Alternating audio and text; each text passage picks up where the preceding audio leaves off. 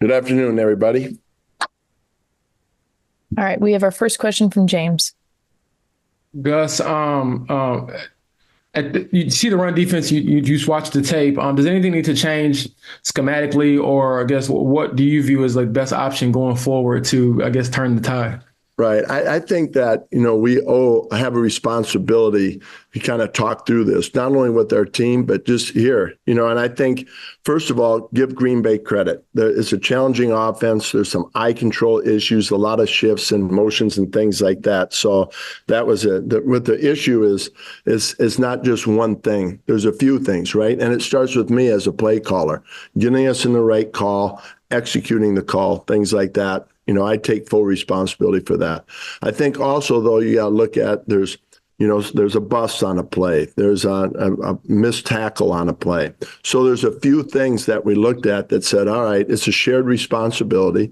It's not just one thing. We got to correct all these things and get them right. So, that's what we saw, especially in the first quarter.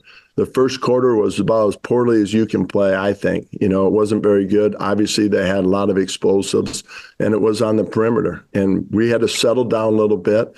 And I thought midway through the second quarter, our guys settled down a little bit, and I think the stats show that part of it. I can give you stats. Hey, we got better in the second half and all that, but it is what it is. And that's what our focus is on right now, is correcting these things.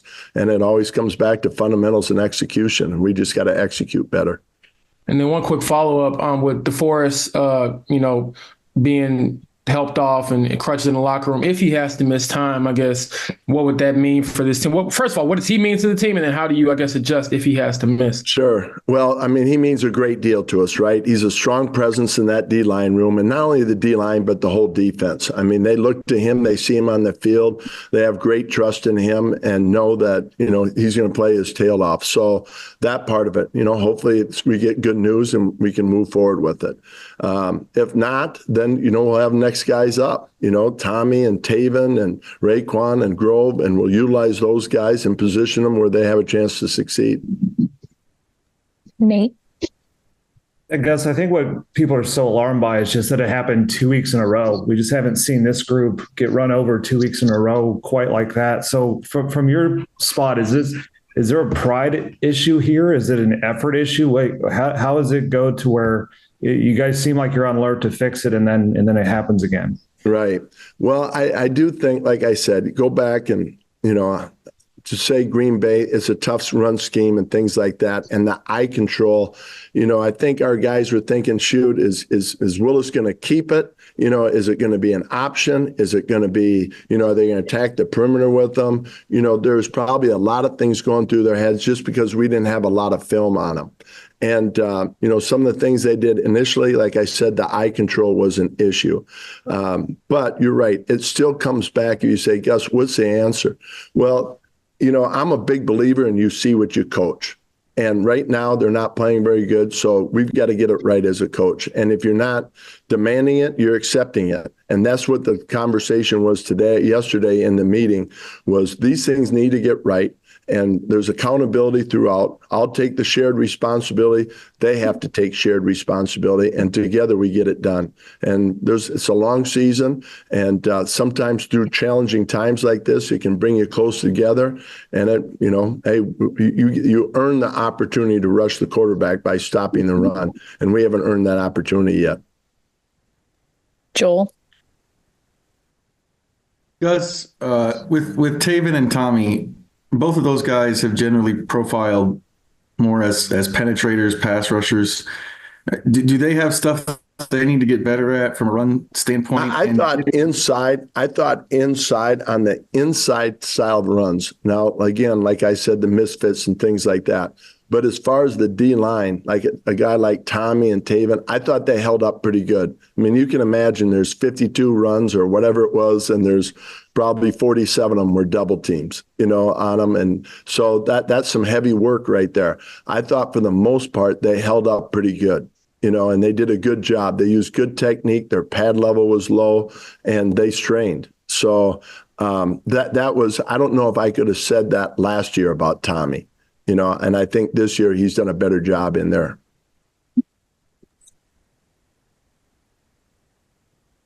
Kevin? Gus, how much do you guys feel like you need to evolve schematically, if at all? Well, somewhat what I'm battling a little bit is we have evolved. You're seeing more 5 down. You're seeing more, defenses changing the front, changing the run fits. And at times it might be getting too cute. It might be just saying, hey, let's line up. That's really what happened starting in, 8 minutes into the second quarter was just like, all right, let's get base and let's do the same thing over and over again where we know exactly how to fit and let's play ball. And I think that you saw them play faster because of it and more aggressively. Hey, let's try to get the perfect call. Let's get this. And it was a different, the same run, but it was fit differently in 4 or 5 different defenses. So once we went to one defense and said, hey, you're going to get the same look. Now it comes down to just execution. We did execute better. And so it might be more that than the other way.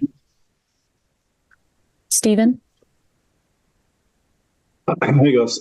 Just a broad question. With this young quarterback that you have, I mean, the way the team has been built, a veteran team, a lot of experience, I think the thinking was we get everybody to play at a high level and hopefully bring him along with us. Sure. How important is it for that philosophy, to play out properly, right? With everybody else playing at their expected level, and what impact? Negative impact. That's a great question, one that we talk about, Stephen. I do think that. I think right now we got a young quarterback, and no matter what team you're on, then there's going to be times when the offense needs to stand up and the defense needs to stand up throughout the season. But I do think when you have a young quarterback, more times than not, the defense has to stand up. And they got to, buy some time for him to get experience and be able to execute at a high level. And right now, although the points, if you went in the game and said, hey, they got 16 points, you'd say, okay, pretty good. But it didn't feel like that, right? It doesn't feel like that for me. It doesn't feel like that for the players, and it doesn't feel like that for the fans. So there is a responsibility for us, I think, on the defensive side to be strong enough and allow that time for his maturity and hold up on our end and keep these points down so that we have a chance for him to progress in that kind of a fashion. Thank you. Last 2, we'll go Nate and then Joel. Yeah, with Taven specifically, what is it about his game that you like that makes you feel comfortable to kind of start him, if DeForest Buckner is out? Okay. I think, obviously, if I said this is probably things that about Taven. He is a tough-minded, mentally tough, strains, does everything right. You know exactly where he's going to be and what you can count on from him every day. And that part right now, that's what you need, the consistency factor of knowing exactly what you're going to get out of his play.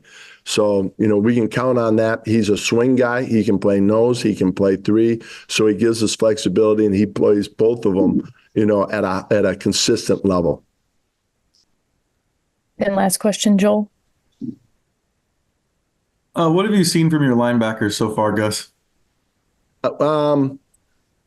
I think, again, it goes back, if you say a shared responsibility, I think that because of some different things that we're doing, I don't think it's allowing them to play as fast as they normally do, and that's not their fault. That's more my fault. I think that you saw them play faster once we locked in and kind of got a good feel how they were attacking us, and I think that, then you saw their level of play increase. So I think it's more of a combination that we have to execute better.